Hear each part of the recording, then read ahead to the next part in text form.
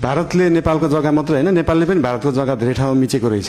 यो सुकुम्बासीको विषयमा धेरै कुराहरू आएका छन्। हामीले काठमाडौँ उपत्यकामा रहेका खोला किनारमा जुन एकदमै जोखिमपूर्ण अवस्थामा बस्नु भएको थियो, उहाँहरूलाई चाहिँ अर्को ठाउँ सार्ने काम गरेको हो। हामीले उहाँहरूलाई त्यो हेर्दाखेरि, तपाईँहरूले हेर्दाखेरि त्यो खेदाको अवस्था देखे पनि यो 4 वर्ष अगाडिदेखि नै म स्थानीय सरकारमा हुँदा नै सङ्घ सरकारलाई भनेको कुरा चाहिँ के थियो भन्दाखेरि उहाँहरूलाई त्यहाँबाट स्थानान्तरण गरेर होल्डिङ सेन्टरमा राखेर जो सहीमा सुकुम्बासी हुनुहुन्छ, जसको चाहिँ देशभरि कतै पनि एक दूर जग्गा पनि छैन, एक आना जग्गा पनि छैन, उहाँहरूलाई चाहिँ त्यो जग्गाको व्यवस्थापन नेपाल सरकारले गर्नुपर्छ। त्यो हाम्रो सरकारको र हाम्रो पार्टीको मान्यता हो, त्यो उहाँहरूले पाउनै पर्छ।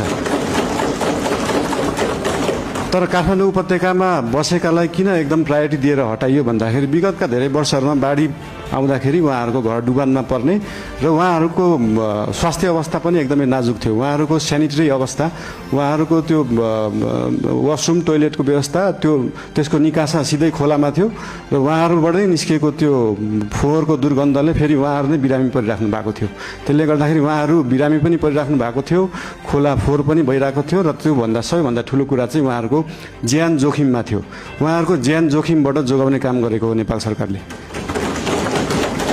र जहाँसम्म उहाँहरूलाई जग्गा व्यवस्थापन गर्ने कुरा छ, त्यसको निम्ति भूमि सम्बन्धी हाम्रो समिति पनि बनिसकेको छ। हाम्रो मन्त्रालयले काम गरिरहेको छ, 2-3 मन्त्रालयले यो विषयमा काम गरिरहेको छ। अस्ति अर्थमन्त्रीज्यूले पनि यही आर्थिक वर्षभित्र हामी यो गर्छौँ भन्नुभएको छ। यसको लागि जति समय लाग्छ त्यति समय लाग्छ, हतार गरेर हुँदैन। यो चिजलाई चाहिँ जति समय लाग्छ, 35 वर्षमा नभएको चिज 35 मिनटमै नखोजौँ, त्यसलाई अलिअलि केही समय लाग्छ।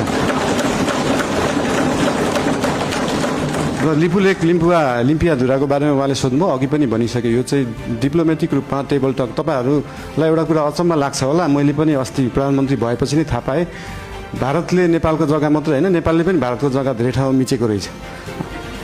अनि यो कुरा चाहिँ अस्ति भर्खरै थाहा पायो। त्यही भएर दुईटै देशले अध्ययन गरेर हामीले मिचेको छौँ, उहाँहरूले मिच्नु भएको छ, के छ त्यसलाई चाहिँ बसेर एउटा साथीको रूपमा समाधान गर्ने चाहिँ हामीले सोच राखेका छौँ। धन्यवाद।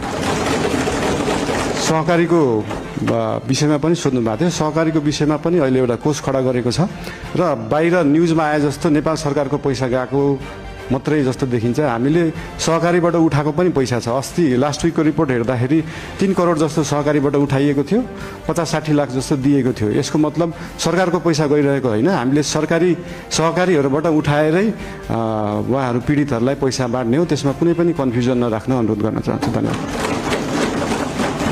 वेतन सार्वजनिकको कुरा र बाँदर व्यवस्थापनको कुरा उहाँले